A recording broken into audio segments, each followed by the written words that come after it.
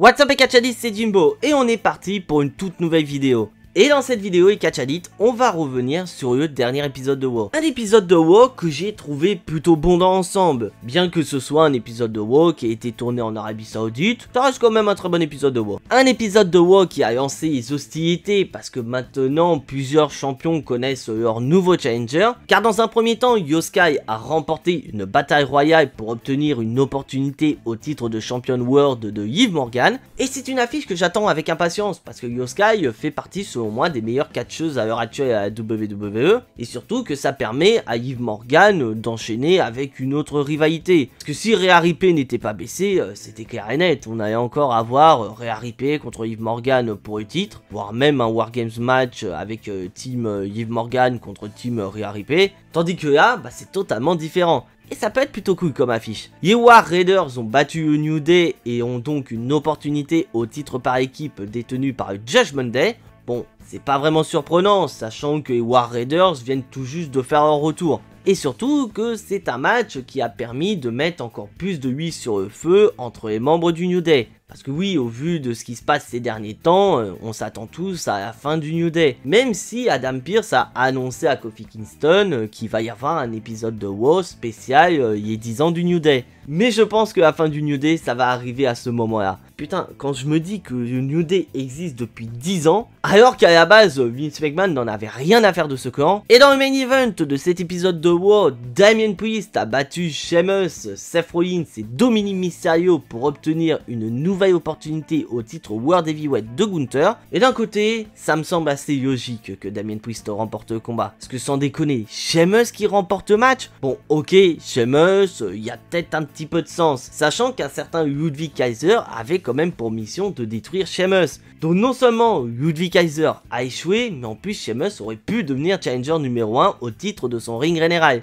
Ça aurait pas été cool pour Ludwig Kaiser. Dominic Mysterio, faut pas rêver, il y avait aucune chance de devenir challenger numéro 1 au titre de Gunther. Et Seth Rollins, lui aussi, mérite une opportunité au titre de Gunther, parce qu'il a quand même battu Bronson Reed à Kwanjo. Et bah figurez-vous que Bronson Reed, il a pas vu ça du même oeil, parce que Bronson Reed y est intervenu dans le combat et a coûté le match à Seth Rollins. D'un côté, c'est assez logique au vu de l'après-match entre les deux à Kwanjo, où Bronson Reed, bien qu'il se soit pris un stomp de la 3ème corde, il était prêt à continuer la bagarre avec Seth Rollins. Donc pour moi, victoire assez logique de Damien Priest. Donc pour le moment, on ne sait pas quand est-ce que ces matchs de championnat auront lieu. Du côté des titres par équipe, je pense qu'on va avoir ça prochainement à WoW parce qu'on en a rien à foutre des titres par équipe. Tandis que pour les titres de Liv Morgan et de Gunther, je pense qu'on va avoir ça au Survivor Series Wargames. Mais parlons de ce qu'on attendait le plus de cet épisode de WoW et Catchadit. C'est bien évidemment l'évolution de la rivalité entre la Bloodline de Roman Reigns et la Bloodline de Solo Sikoa. Sachant que ça a sacrément évolué après ce qui s'est passé à Kwanjo. Car rappelez-vous, après que Solo Sikoa ait fait le tombé gagnant sur Roman Reigns, sa Bloodline s'en est pris à lui, à Jay et à Jimmy Uso, jusqu'à ce que Sami Zayn arrive et parvient à retourner la situation à l'avantage de la Bloodline de Roman Reigns. Solo Sikoa qui se retrouve dans la pire des situations parce qu'il est tout seul contre les 4 membres de la Bloodline originale, jusqu'à ce que Sami Zayn et Roman Reigns aient la même idée, à savoir venir s'en prendre à Solo Sikoa, ce qui va entraîner une énorme collision entre les deux. Et on va avoir Sami Zayn qui accidentellement va porter un gros Hayaba Kick sur la face de Roman Reigns, ce qui va faire plaisir à Solo Sikoa parce que non seulement Gaillard y a réussi à s'enfuir, mais en plus Roman Reigns y a pris le coup qui était à la base destiné à lui. Et ce Hayaba Kick de Sami Zayn va entraîner de lourdes conséquences parce que d'un côté on va avoir Jey Uso qui va prendre parti pour Sami Zayn et va expliquer que ce n'était qu'un accident, alors que Jimmy Uso, lui, il pense totalement l'inverse. Pour lui, Sami Zayn, son Hayaba Kick était volontaire et qui a fait ça, c'était une marque de trahison. Et tout ça, ça a semé le trouble dans l'esprit de Roman Reigns. Parce que le pauvre, non seulement il perd, il prend le tombé gagnant, mais en plus il se prend Hayaba Kick dans la gueule de la part de Sami Zayn.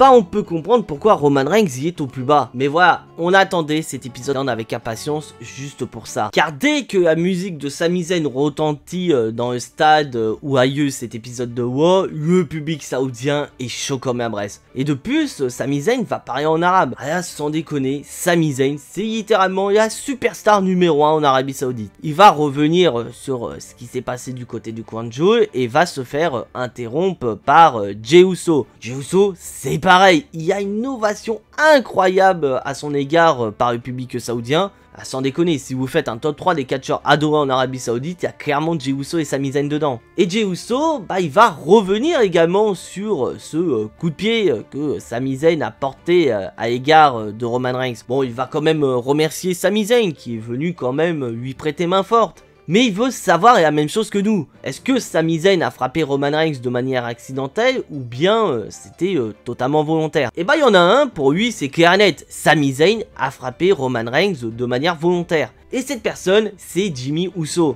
Mais voilà, Sami Zayn, il y a quand même du répondant. Car Sami Zayn va revenir sur son histoire avec Jimmy Uso. Car rappelez-vous, quand Sami Zayn il a voulu rejoindre la Bloodline, et la première personne à accepter ce dernier au sein de la Bloodline, c'est Jimmy Uso. Et Sami Zayn, il va continuer en enfonçant plus ce couteau dans la plaie, en allumant Jimmy Uso. Car il va revenir sur ce qu'a fait Jimmy Uso dans le passé au sein de la Bloodline. Dès que Sami Zayn a trahi la Bloodline, Jimmy Uso a été le premier à lui coller un super kick dans la gueule. Quand la situation a atteint son point de non-retour, Jimmy Uso a été le premier à mettre un super kick dans la face de Roman Reigns. Et après ça, Jimmy Uso a été le premier à tenter de convaincre Jey Uso de le rejoindre pour combattre Roman Reigns et Solo Sikoa. Ce qui a mené à ce match incroyable du côté de Money in the Bank. Et pour couronner le tout, quand Jey Uso était sur le point de battre Roman Reigns et de prendre sa place, le premier à coller un super kick dans la face de Jey Uso, c'est bien évidemment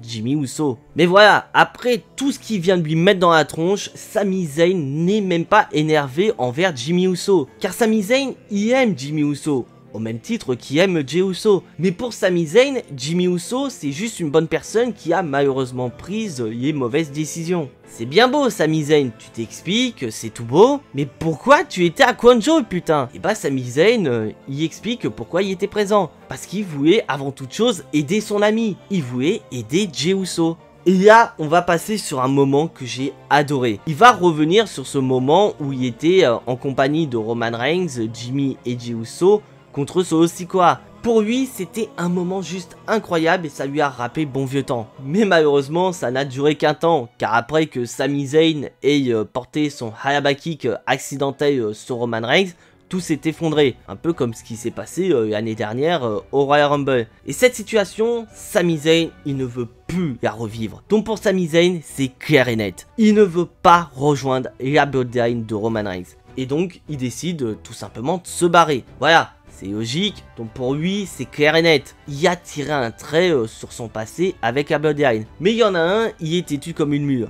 C'est Jey Uso, bien évidemment. Car Jey Uso va demander à Sami Zayn d'être présent pour le prochain épisode de SmackDown pour qu'il puisse discuter avec Roman Reigns. Pour qu'ils aient tout simplement une discussion de famille. Bon, suite à ça, Jimmy Uso, il va rapidement s'énerver et va dire que non, ça sert à rien parce que Sami Zayn, il fait pas partie de la famille. Et putain, Jey Uso va nous sortir un truc incroyable. Car il n'est pas du tout d'accord avec son frère jumeau. Car pour lui, Sami Zayn est un membre de la famille. C'est un membre de la Bloodline originelle. Et là, il va dire un truc, ça va être une véritable dinguerie. Car au moment où il regarde le ring, il voit 3 personnes. Il voit Jey Uso, il voit Jimmy Uso, et le plus important, il voit Sami Uso. Oh putain, quand il a dit ça, le public de WoW était chaud comme un braise. Et Jey Uso, il termine en disant qu'il espère voir son frère du côté de SmackDown. Oh putain, j'ai adoré cette promo entre les 3 catcheurs. Alors certes, je suis entièrement d'accord avec vous. Tout ça, c'est prévisible. On le sait qu'à la fin, Sami Zayn, il va rejoindre la Bloodline de Roman Reigns.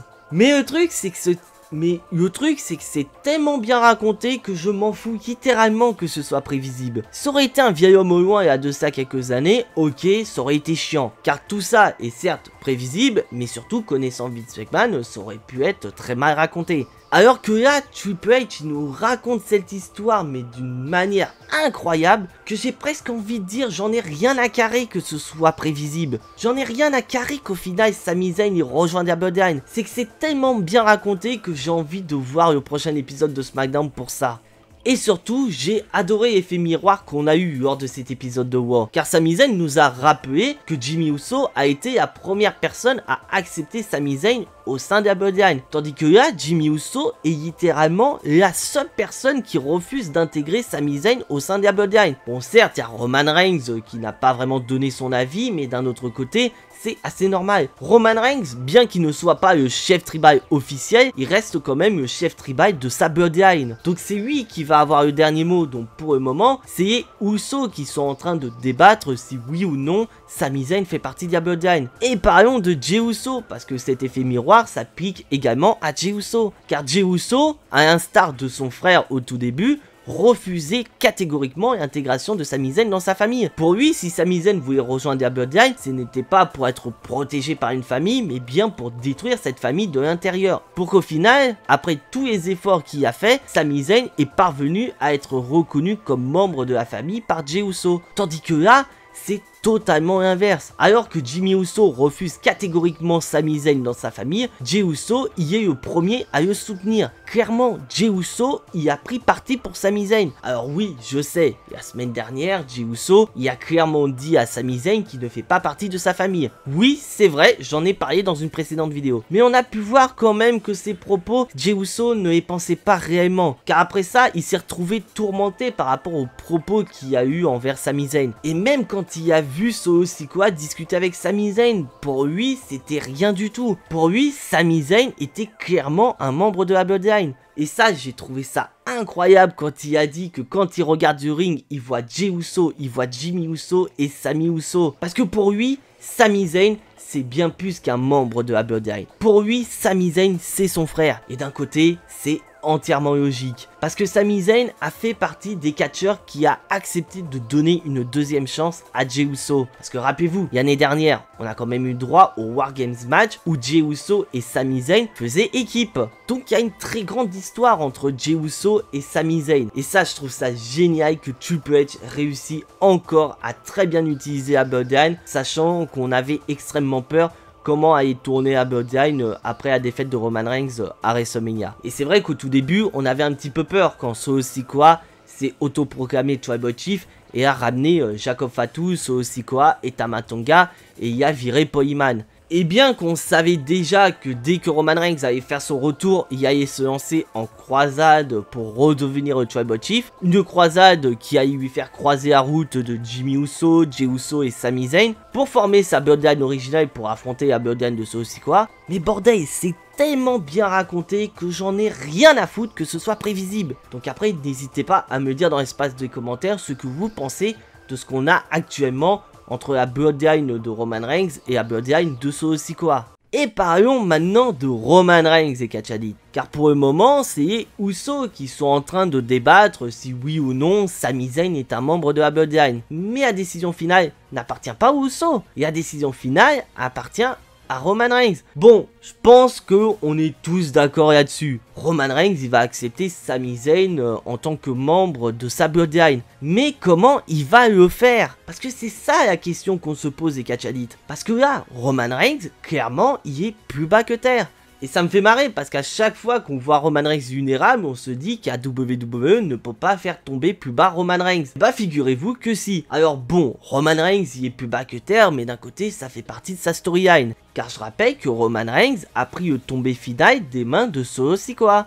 Et avec cette victoire, Solo Sikoa a entièrement le droit de se faire appeler le chef tribal. Et bien que Jey Uso ait été présent pour aider Roman Reigns, bah c'est malheureusement pas suffisant. Il manque un membre dans la Bloodline de Roman Reigns pour équilibrer la balance. Et quand il a vu Sami Zayn revenir, bah il était heureux. Il s'est dit, ça y est, j'ai ma Bloodline originelle, on est suffisamment nombreux pour tenir tête à Solo Sikoa et à sa Bloodline. Et quand Sami Zayn a porté son Hayabaki que sur lui, clairement, il s'est posé tout un tas de questions. Est-ce que finalement, Sami Zayn n'a pas fait table rase du passé et il m'en veut toujours par rapport à ce qui s'est passé? Et d'un côté, je peux entièrement comprendre ce que pense Roman Reigns vis-à-vis de Sami Zayn. Parce que Sami Zayn, il y en a quand même vu des vertes et des pas mûres avec Roman Reigns. Roman Reigns était tellement devenu paranoïaque qu'il a même jugé la loyauté de Sami Zayn quelques temps après que Sami Zayn ait prouvé sa loyauté envers la Bloodline. Et surtout que cette trahison de Sami Zayn a plus ou moins engendré la destruction de la Bloodline originelle. Donc Roman Reigns, en voyant Sami Zayn lui porter un Hayaba Kick, parce que sur le coup Roman Reigns ne sait pas si c'était accidentel ou bien intentionnel de Sami Zayn de lui porter un Hayaba Kick, mais en prenant ce coup, clairement Roman Reigns il se dit bordel mais qu'est-ce que je dois faire pour venir à bout de Solo Sikoa et de sa Bloodline. Sachant que le seul mec qui aurait pu rejoindre ma Bloodline, Sami Zayn, a décidé clairement de me tourner le dos. Mais bon, je pense que du côté de SmackDown, on va avoir de la dinguerie. C'est clair et net, Sami Zayn sera à SmackDown. On aura Sami Zayn, Jimmy et Jey Uso et Roman Reigns dans le même ring. On va peut-être avoir Jimmy et Jey Uso qui vont donner leurs arguments sur pourquoi on doit accepter Sami Zayn, pourquoi on doit le refuser. On va peut-être avoir chacun des Usos qui vont défendre leur opinion. Jey Uso va défendre son avis sur pourquoi Sami Zayn doit rejoindre la Bloodline. Et de l'autre côté, Jimmy Uso peut très bien dire pourquoi il refuse d'accepter Sami Zayn au sein de la Bloodline. Mais comme j'ai dit, la décision finale revient à Roman Reigns. Et Roman Reigns, il peut nous faire des dingueries. Bon, il peut très bien nous laisser languir, comme ça, dès la semaine prochaine, on saura oui ou non si Sami Zayn fait partie de la Bloodline. Ou est-ce que cette dinguerie, on l'aura dès ce week-end?